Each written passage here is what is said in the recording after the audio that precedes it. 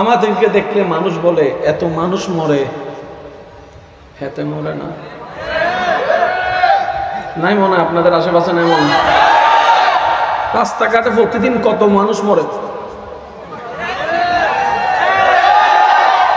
আজরাইলে এত জনেরে দেখে,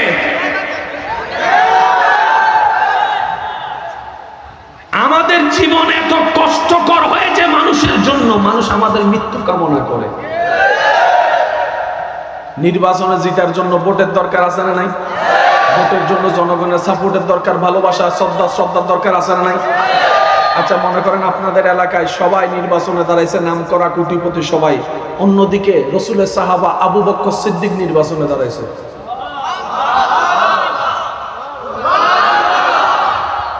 ওনার আপনার আমার মতো কোটি টাকা খরচ করে ভোট কিনতে হবে? সিদ্দিক আকবরের নামটাই যথেষ্ট। সুবহানাল্লাহ, আমি শুনতে পাই না। আপনি আমি বলতে থাকি, একটু মিলাই নিবেন। আপনি আমি নিজের বাবার নাম জানি, দাদার নাম জানি, বেশিরভাগ মানুষ দাদার বাবার নামটা পর্যন্ত জানি না, দাদার নাম তো জানি না। অথচ আব্দুল কাদের জিলানীর নাম সবার জানা আছে, ইমাম হুসাইনের নাম সবার জানা আছে। ব্যাপারটা কি? ওনারা আল্লাহকে এমন ভাবে খুশি করেছে, রব বলে যে তোমরা নিজেদের নামকে গোপন করেছো, কিয়ামত পর্যন্ত আমি আল্লাহ তোমাদের নামকে বান্দার জবানে জবানে, অন্তরে অন্তরে ভালোবাসা দিয়ে ফিট করে দিব। আপনার দাদার বাবার কবর কোথায় কয়জনে জানে? প্রশ্ন করলে দেখবেন যে বেশিরভাগ মানুষ বলেন না। ভাই শাহজালাল কোথায় জানি? আমার পকেটে ককটেল বোমা আছে, আরেকবার যদি সুবহানাল্লাহ ছোট হয় আমি কিন্তু মাইরা ফেলা জানি। আরো জোরে কোন সুবহানাল্লাহ, আরো জোরে। হিন্দুস্তানে লক্ষ লক্ষ মানুষকে যিনি মুসলিম বানিয়েছেন উনি কে? নামও জানেন, ঠিকানাও জানেন, দাদার বাপেরটা। পার্থক্য বুঝতেছেন? নিজের রক্তটাই মনে রাখতে পারি নাই, কিন্তু যারা রবের হয়েছে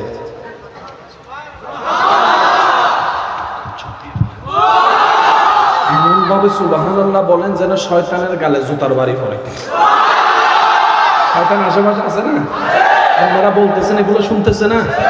রবের প্রশংসা করলে সে একটু জ্বলবে, জ্বলার সুযোগ পাইছেন, জ্বালানোর সুযোগ পাইছেন, মিস করার দরকার কি? মন খুলে কোন সুবহানাল্লাহ। আর একটু গর্জন দিয়ে বলেন সুবহানাল্লাহ। এবার ঈমানি গর্জন দিয়ে বলেন আল্লাহু আকবার, আল্লাহু আকবার, আল্লাহু আকবার। এবার জবান খুলে বলেন ইয়া রাসূলুল্লাহ, ইয়া রাসূলুল্লাহ। সবাই একবার বলেন মারহাবা। মানতে না চাইলেও মেনে নিতে হবে। শুরু করছিলাম ওইখান থেকে। ভাই একটু মনোযোগ চাচ্ছি, মনোযোগ। মানতে না চাইলেও কিছু বিষয় মেনে নিতে। দাদার নাম জানা, শাহজালালের নাম জানা, মানতে না চাইলেও মেনে নিতে হয়। কারণ রবের পক্ষ থেকে যখন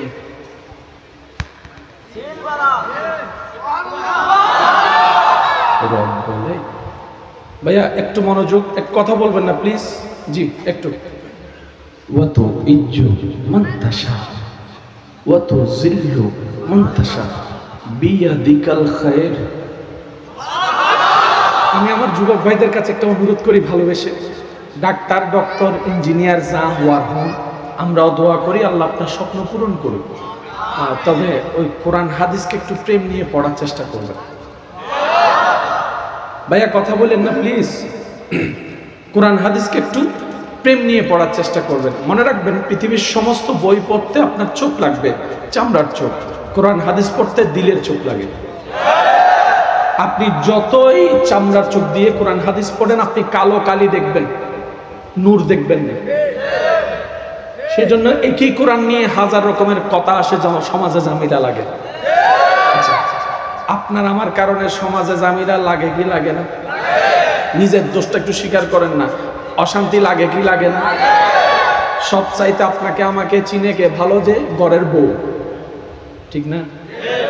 ঘরের বউ পর্যন্ত মাঝে মধ্যে ডায়লগ মারে, কি লেগে যে তোর মতো জামাই পাইলাম, এসব কথা কয় না? আমার বুড়া দাদারাও একটু আওয়াজ দিয়ে কোন দাদিরা মাঝে মধ্যে কয় না, তোমার সাথে বিয়ে হয়ে আমার জীবন স্বীকার করছে, তোমার সাথে বিয়ে হই আমার জীবন। নিজের বউ যখন এই কথা বলে, যে 24 ঘন্টা ঘরে থাকে, তা আপনি আমি যে কত ভালো মনের মানুষ এটা তো ফর্সা হয়েই গেছে। এখন আমরা একটু বোঝার চেষ্টা করব, শান্তি কারো বলেন না, শান্তি কারো? মানসিক টেনশন, শারীরিক টেনশন সবার আছে, কিন্তু আল্লাহ যখন কোনো বান্দার উপর দয়া করে, রব যখন কোনো বান্দার উপর দয়া করে, পৃথিবীর সবাই তাকে চিপে ধরে আগুনে ফেলে। পৃথিবীর মানুষের চিন্তা উনি আগুনের পোড়া কষ্টে জ্বলে যাবে, কষ্ট পাবে, কিন্তু রব যখন চায়, কুল না ইয়া নারু কুনি বারদাও ওয়া সালামান আলা ইব্রাহিম, আলা ইব্রাহিম। রব বলে, আগুন তোকে তো আমি সৃষ্টি করেছি, আমি তোকে বানিয়েছি, আমি আল্লাহ, যাকে পাঁচ আপন পর না দেখে জ্বালিয়ে পুড়িয়ে ছারকার করে দেওয়ার জন্য। আজকে আগুন তোর ধর্মটা, নিয়মটা একটু পাল্টায় নেয়। আগুন বলে, আল্লাহ কেন? আল্লাহ পাক বলে যে আজকে তোর ভিতরে আমার একজন প্রিয় বান্দা যাবে, আমার একজন বন্ধু যাবে, আমার একজন ভালোবাসার মানুষ যাবে, আমার একটা প্রিয় মানুষ যাবে। আগুন রে, তুই সবসময় জ্বালাস, আমি মানা করি নাই, আজকে আমি রব মানা করলাম। কুল না ইয়া নারু কুনি বারদাও ওয়া সালামান আলা ইব্রাহিম। আমার ইব্রাহিম তোর ভিতরে যাচ্ছে, একটু খেয়াল রাখিস যেন কষ্ট না পাই, যেন কষ্ট না পাই, যেন কষ্ট না পাই। এবং আগুন বলে, আল্লাহ তুমি আমার খালিক, তুমি আমার মালিক, তুমি যা চাইবা আমি তাই করতে রাজি, আমি তো গোলাম তোমারই। মৌলা বলো না আমি এখন কি করব?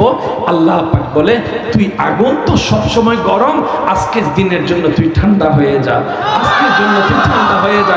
সুবহানাল্লাহ, কি বলেন না? আজকের জন্য তুই ঠান্ডা হয়ে যা। এবার আগুন বলে, আল্লাহ ঠান্ডা তো অনেক প্রকার আছে, নর্মাল ফ্রিজের ঠান্ডা আছে, ডিপ ফ্রিজের ঠান্ডা আছে, বড় ফ্রিজের ঠান্ডা আছে, মরিচ মরা রাখে যে সেই ফ্রিজের ঠান্ডা আছে, বড় বড় মাছ রাখে যে সেখানে ঠান্ডা আছে। এক এক ঠান্ডার টেম্পারেচার এক এক রকম। কোনো জায়গার মধ্যে আপনার 5 ডিগ্রি, কোনো জায়গার মধ্যে 4 ডিগ্রি, এমনও তো জায়গা আছে -1 ডিগ্রি, -2 ডিগ্রি, -5 ডিগ্রি। এমনও জায়গা আছে পৃথিবীতে যেখানে আপনি পানি মারার সাথে সাথে বরফ হয়ে যায় -50 ডিগ্রি। আগুন বলে, আল্লাহ কত ডিগ্রি ঠান্ডা হব সেটাও একটু বলে দাও, সেটাও বলে দাও, সেটাও বলে দাও, কারণ অনেক ঠান্ডা আছে মানুষ সইতে পারে না। আমি যদি ডিপ ফ্রিজ হয়ে যাই, তোমার বন্ধু যদি কষ্ট পায়, তাইলে তো তুমি আমার উপর নারাজ হয়ে যাবা। আল্লাহ একটু বলো দাও না। এবার রব বলে কোরআনের একই আয়াতে, ওয়াসালামান আলা ইব্রাহিম, এমন ভাবে শান্ত হও, এমন ভাবে ঠান্ডা হও, আমার বন্ধুর যেন গরমও না লাগে, বেশি ঠান্ডাও না লাগে।